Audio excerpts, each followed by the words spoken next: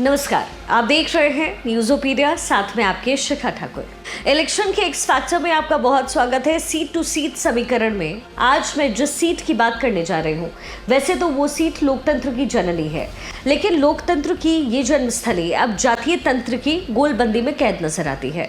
पिछले कई दशकों से यहाँ पर जेडीयू का एक छत्र राज रहा। पिछले चुनाव में भी जेडीयू के टिकट पर सिद्धार्थ पटेल विजयी रहे। मैं बात कर रही हूँ वैशाली विधानसभा सीट की। इस सीट का चुनावी इतिहास बड़ा दिलचस्प रहा है और कई बार ऐसा लगता है जैसे ये सीट जेडीयू की पारंपरिक सीट बन गई हो, और अगर ऐसा है तो इसके पीछे जातीय समीकरण भी साफ तौर पर नजर आता है। वैशाली विधानसभा सीट पर यादव, मुस्लिम और कुर्मी वोटर निर्णायक भूमिका में हैं। साथ ही साथ रविदास और पासवान समुदाय के लोग भी अहम भूमिका निभाते हैं और शायद जातियों का यही गठजोड़ जेडीयू को यहाँ पिछले 1.5 दशक से अपराजय बनाता रहा है।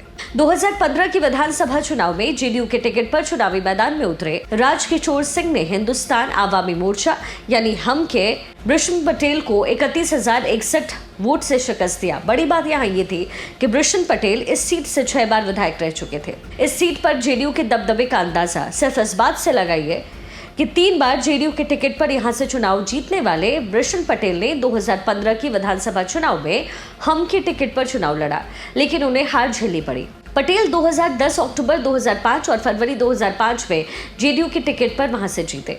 1990 में जनता दल, 1985 में लोक दल और 1990 में जनता पार्टी सेक्युलर के टिकट पर भी उन्होंने जीत दर्ज की थी। 2000 में कांग्रेस की वीना शाही यहां से विधायक चुनी गई। 1967 में अस्तित्व में आई इस सीट पर अब तक कुल 14 चुनाव हुए। इनमें से 4 बार कांग्रेस और जेडीयू, 2 बार जनता दल और एक बार लोकदल, जनता पार्टी सेक्युलर, जनता पार्टी और लोकतांत्रिक कांग्रेस को जीत मिली। वैशाली विधानसभा सीट पर 20.47% वोटर अनुसूचित जाति यानी एससी समुदाय के हैं, जबकि 12.8% वोटर है मुसलमान। वैसे लोकसभा चुनाव में वैशाली भूमियार और राजपूत के बीच नाक और साक की लड़ाई का सबब बन जाती है, क्योंकि वैशाली लोकसभा सीट में 5 विधानसभा सीटें मुजफ्फरपुर की होती है, लेकिन विधानसभा चुनाव में इस सीट पर समीकरण बिल्कुल बदल जाते हैं और इसलिए यहाँ नीतीश कुमार का ईबीसी फॉर्मूला जीत की गारंटी बन जाता है। हालांकि इस बार वैशाली विधानसभा सीट पर मुस्लिम और दलित समुदाय के वोटरों में सेंध लगा करके तेजस्वी यादव विधानसभा में आरजेडी की लालटेन को जलाना चाहते हैं।